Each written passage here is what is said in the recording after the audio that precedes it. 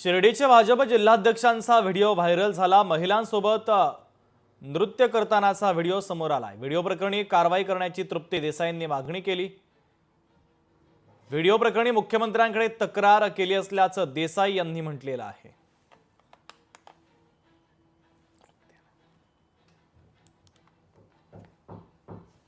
नितीन दिनकर वारंवार सांगतायत की हा व्हिडिओ मी अनेक महिन्यांपूर्वी अपलोड केला होता। हा नाचतानाचा, दारू पिताना हा जो काही व्हिडिओ आहे तो कधीही त्यांच्या अकाउंटवर किंवा कोणाच्याही अकाउंटवर अपलोड केलेला नाही। म्हणजे हे साफ खोटं बोलतायत, जनतेची दिशाभूल करतायत।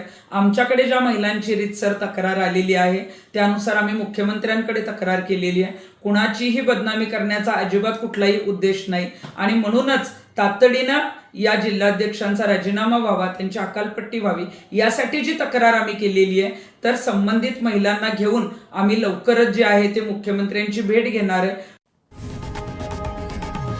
लोकशाही मराठी ऐका, पहा, जागरूक रहा।